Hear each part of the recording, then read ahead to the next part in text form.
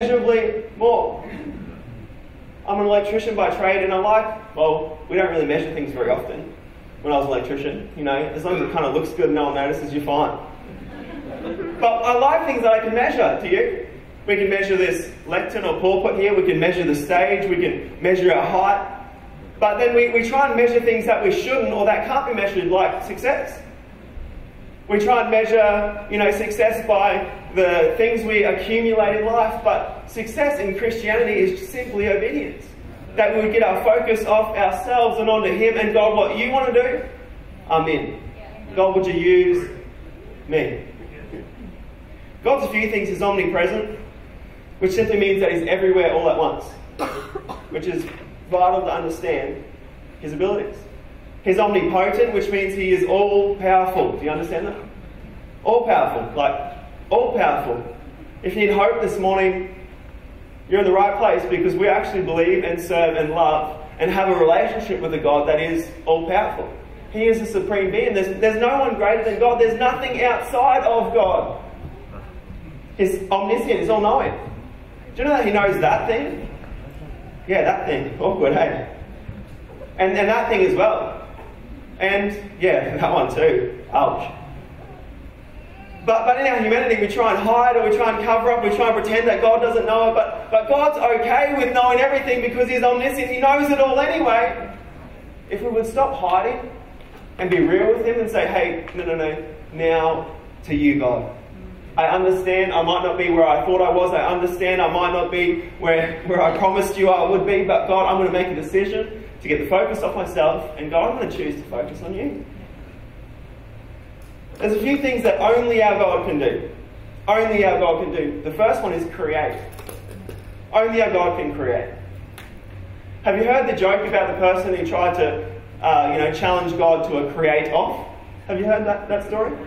This guy thought he was super creative, a lot like a lot of young people today.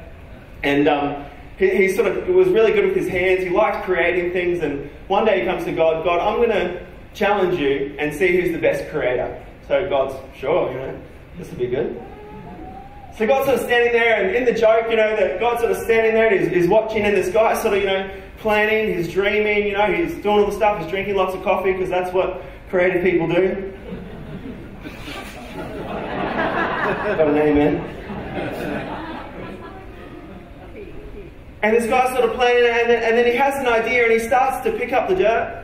And he's got this dirt, and he's starting to mould it and fashion it and make something. And God's kind of, by this moment, God's over here, and he's got a bit of a smirk on his face. He's got the arms crossed, and just that cheeky sort of smile in his, in this joke. And this guy's getting this dirt, and he's pressing it together, and he's looking over, and God's doing nothing, and he's kind of getting a bit like, I'm challenging God here, and he's doing nothing. Why isn't He doing something? And this guy's got the dirt, and he's moulding it, he's shaping it, he's putting a bit of water with it to make it. And he goes, God, what's so funny? Why are you doing nothing? Why have you got the smirk on your face? And God turns to this guy and goes, oi, there it is again. Get your own dirt. The whole joke is this: not a thing exists outside of Him. Yeah. He is the creator. And we think that we're doing great as humans, making something out of this. Oh, God, look what I've created for you. Look what I've made. God, look at this house. God, look at this ministry. God, look at this business. We've got to understand, no, it's Him that first gave us the ability to create that wealth. It's Him that first gave us the ability to create that family. It's Him. He is the source of everything. Not a thing exists outside of Him. In Revelations 1:8, it talks about that Jesus, He is the Alpha and the Omega.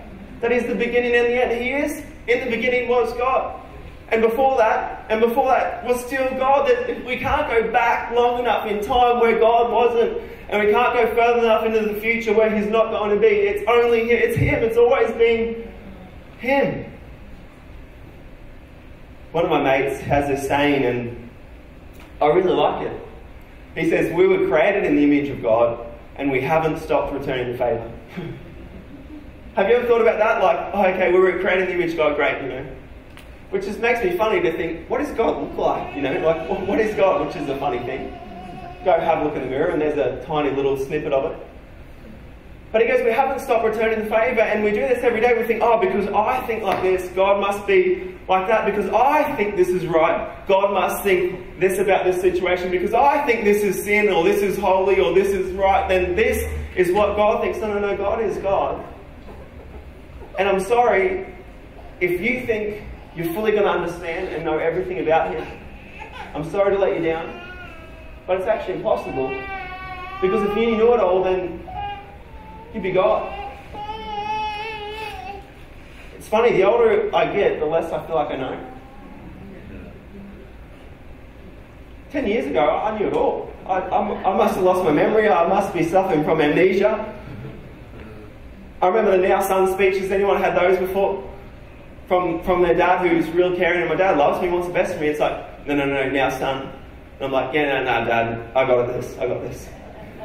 What was at the end of that bad decision? Pain, hurt, money, normally. Consequences of bad decisions. But God actually invites us to be creative. Only He can create. Only He can create because He's the creator. But He's actually given us the ability to co-create with Him. Do you know that? Think about creation in Genesis. Genesis 1:1, in the beginning God created the heavens and the earth.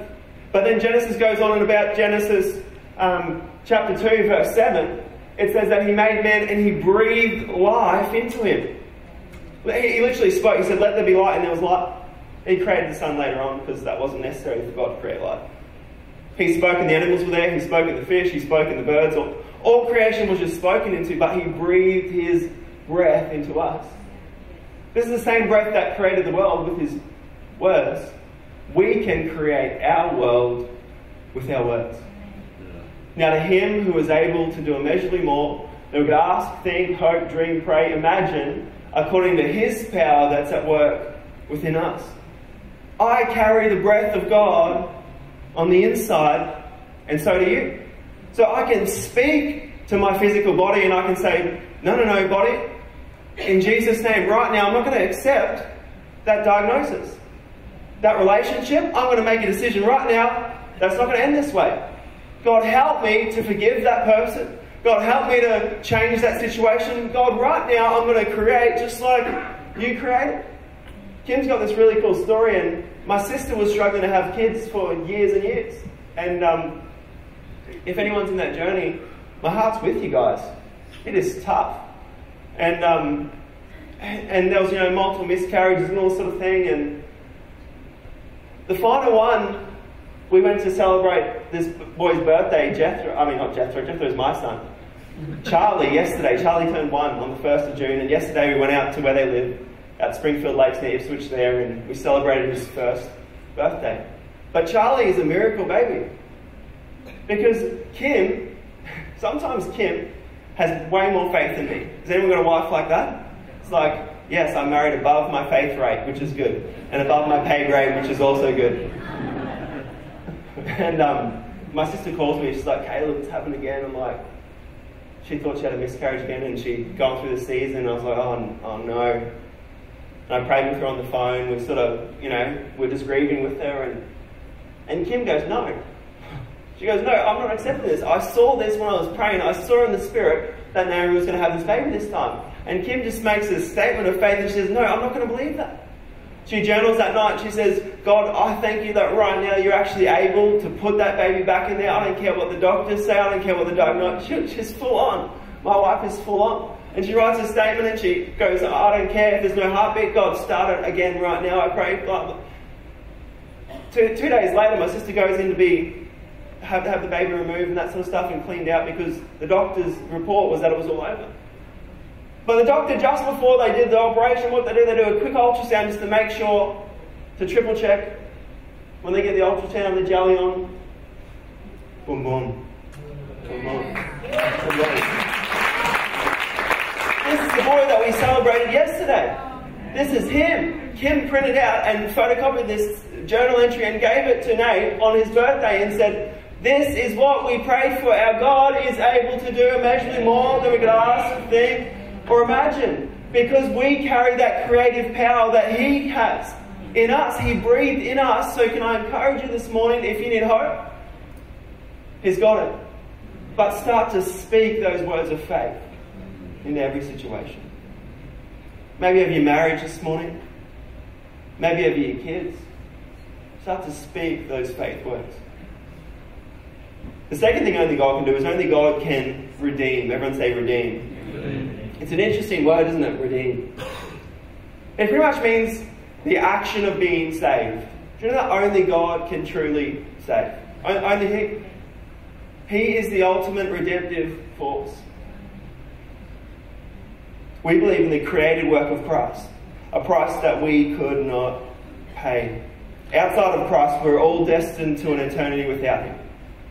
I love what 2 Corinthians 5:21 says. It says, God made Him who had no sin to be sin for us, so that in Him we might become the righteousness of God. If you're perfect, can you just give us away for a second?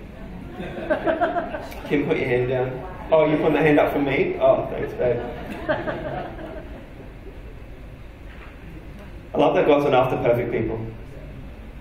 I love that our relationship with Him isn't one where we have to make ourselves good enough or make ourselves right enough. We can't make ourselves holiness for Him. That's right. We can't. We can't actually get there ourselves. We can't get there in our own effort, in our own achievement, in our own ability. But I love what Jesus did, that He became sin for us. He walked this earth as a sinless man and God, so that we could walk as sinless humans, yet be holy.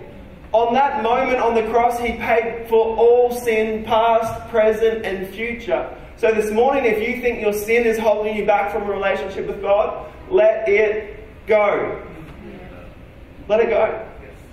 Do you know that this is a bit intense, and hear what I'm saying, and I didn't mean to say this, Pastor Paul, so just pull me in line, but do you know no one's going to sin? No one's going to hell because of their sin. Not one person. Because sin has been paid for. It's a matter of whether we reject the message, whether we reject salvation, or whether we accept it. That's it. Jesus paid for everyone's sin, even the people that reject it right now, in this moment. The price has actually been paid. But I actually believe everyone has an opportunity and a choice, whether we're going to accept what's already been paid for, or whether we're going to reject it. Let's accept it. And let's stop disqualifying ourselves because of the things we've done, the thoughts we've had. I've just found that the more I focus on Him and less on myself, there's a natural progression that I want to become more like Him. Because I'm following after Him, I'm modelling my life after Him, I'm actually focused on Him, and it's less about, oh, don't do that, Caleb, anymore. Okay, don't do this anymore. No, my eyes are fixed on Him, so naturally I walk towards Him. Naturally over the years I look back and go, wow, hopefully I'm becoming more like Him because I've got my focus off myself and onto Him. He can redeem. Do you know God sees us through a Jesus filter? Like a Jesus filter.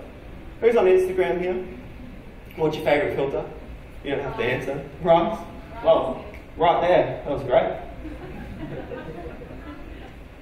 Because we all want to look more tanned or more something or more better or more cooler. We want to make it look like the sun's out and we're at the beach and it's not really cold and we're freezing and we're there going, man, I wish I had all my clothes on right now, but we're on the Gold Coast, so we've got to look like amazing and we've got to look like the sun's out and everything's happening.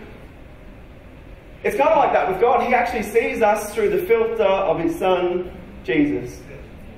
That when He sees Jaden, He doesn't see every wrong thing that Jaden did, but He saw the sacrifice that Jesus paid in full for Jaden. So when He looks at Jaden, He sees a holy, blameless young man that He wants to and is going to use for His plan and His purpose here. The third thing I love is that God is the only one who can truly restore. Restore, like 100% restore.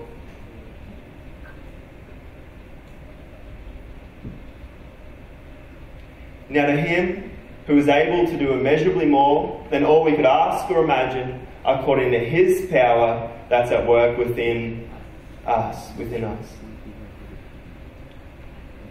Only God can truly restore. Like, literally restore. Have you ever had those thoughts that, I'll never get over this? Have you ever said those words? Maybe someone's hurt you, or you lost a loved one, or something happened in your life, and you've subconsciously said that as thoughts, I will never get over this. I've done that in my life. I remember my brother passed away when I was a teenager. It was the day before my 14th birthday, and it was this long battle, this cancer battle, and he had a brain tumour, and I grew up in church, so we had faith for this. We prayed, and when things got worse and not better, and my brother ended up passing away on the 26th of May 2001, my faith was shot. It was like, God, but I believed for this. I prayed for this. I remember the nights that my dad and I would lie out on the trampoline and look out at the stars and just cry out to God saying, God, we actually need you right